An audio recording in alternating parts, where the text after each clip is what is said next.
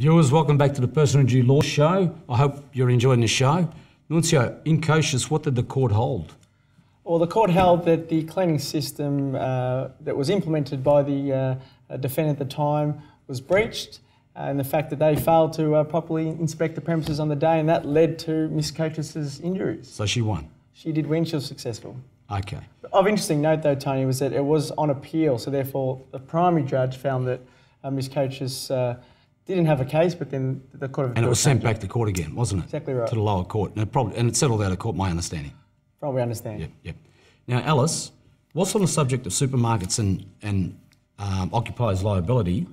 Give us some examples of where people have been injured in supermarkets and places like that, just highlight some of the things that you've seen. Okay, well there's a few different examples out there, Tony. I've got a couple of clients, for example, who've had a slip and trip in the milk section. So quite often there's crates around and there's a few milk bottles around or there's a little bit of milk being spilled on the floor.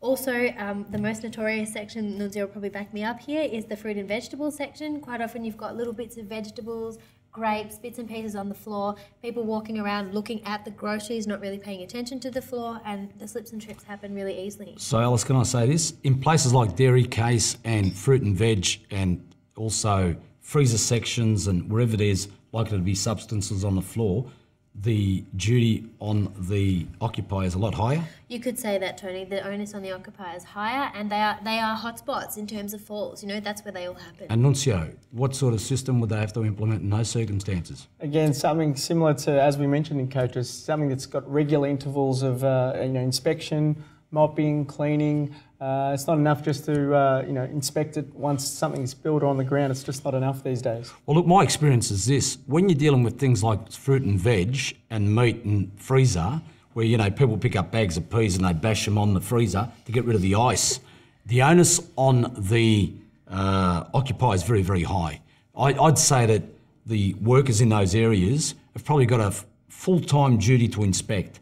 They've got to, right around the clock, ensure that there's no grapes on the floor, no water on the floor, milk and other substances. Is that a fair comment? Exactly right. Yeah. What about examples you've got, Nuncio? Oh, similar to Alice. Look, they're very common issues, supermarket cases. That's why I suppose probably the most common case that I get in my work, and the most common cases I've had is in the bakery section, breadcrumbs on the ground. It's a very and they're very slippery, aren't they? Very, very slippery. Displays that are in supermarkets, obviously they take up a lot of space and they're quite high in terms of what they stack up, and they often cause injuries.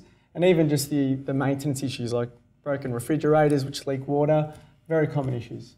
And what about things like the front end, Alice? You'd think that the onus on the occupier would be very high again because it's a constructive notice, isn't it? That's correct. And the checkout area, Tony, is a really high traffic area of the supermarket.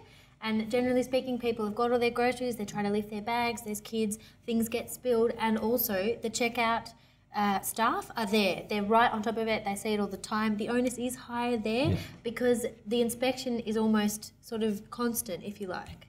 Now, we're talking about supermarkets. What about bars, clubs, restaurants? Similar situation? Very similar. Look, there's a high volume amount of traffic and people, and the occupiers are still under a duty to make sure that there's a safe system of inspection, patrolling, and ensuring that incidents of these natures don't occur. So it's still very similar, Tony. What about in these nightclubs where people go and buy drinks and drinks have been spilled all over the place? That's really difficult, Tony. The onus is high on the occupier there as well, as obviously in a nightclub, people dancing, really high potential for drinks to get spilled or glasses to get dropped. Broken glass on the floor is also very dangerous. But because of the high volume of traffic, it can be difficult for occupiers to get the mop out there because you're basically shoving people out of the way while you're mopping the floor. But I mean, I've seen a lot of cases over the years where people have been injured in nightclubs and places like that where there's been drinks spilled on the ground.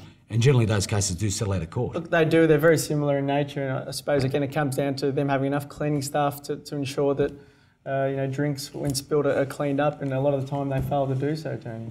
Look, we've been talking about successful circumstances. There was apparently a case of Harris and Woolworths. What happened there, Alice?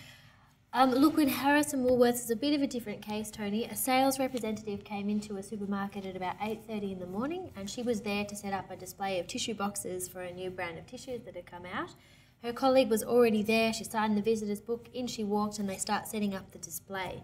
And then she came back to the front to the express checkout to check something with the staff, and she had a slip right in front of one of the staff members at the checkout, and she says, Tony, and she said to the doctor not long after, that she slipped on some water. Okay, and what happened there, Nuns? Well, this is an unfortunate one for the plaintiff. She didn't succeed because it was found that 5 minutes before the accident actually occurred, one of the staff members from the supermarket had inspected the area and noticed there was nothing on the ground. So it was one of those unfortunate events where the plaintiff was not able to succeed. So let me surmise. There was a system of inspection in place. That's correct. They'd carried it out. That's correct. And unfortunately for the plaintiff, the inspection happened very shortly before she fell. That's right. And Tony, the courts do look at those sort of things very closely, and they do look at what the occupier has done to try and carry out its cleaning system. So one, is the cleaning system effective? And two, has the occupier stuck to their regime, basically? And in this instance, unfortunately for the plaintiff, the occupier had gone and done their inspections and that sort of thing, and the witness statements from the staff were very firm on that point. Can I just say this? On what we've been discussing, it sounds like there's a very big onus on the plaintiff to show that there's negligence, because you're going to have to obtain a lot of information. How do you do that? Is there a process? Oh, look, Tony, it's important that I think when you do have an incident and do have a slipping incident at a supermarket, you do get all the relevant information at the time. Look, I know you're injured and you're suffering pain, but you've got to make sure that there's an incident report that's consistent with what your version of events are. Because if it does come to a litigation later on, you want to be protected in that regard. And you do need witnesses, don't you, Alice? That's right. Witnesses can be of crucial importance, particularly when the agents or the representatives of the defendant are contradicting your story. And sometimes the documents aren't enough. Sometimes you do need the extra reinforcement, if you like. But in a legal process, we've got all these different steps we take, which is discovery. And discovery is one where what happens? Well, you produce documents that's relevant to the claim. So, they would produce incident reports, their cleaning system logs, like you mentioned before, Tony. And that all comes out down the track. So you can't hide. So you can imagine there's an enormous amount of paperwork, isn't there? That's right. It can be quite a job getting through. And what happens when the occupier doesn't have these records? It helps a plaintiff, does it? It does help the plaintiff. In fact, a lack of information on behalf of the supermarket means that you can argue your side of the story more effectively in one way, because they cannot prove that they've stuck to a cleaning system or that they have one at all.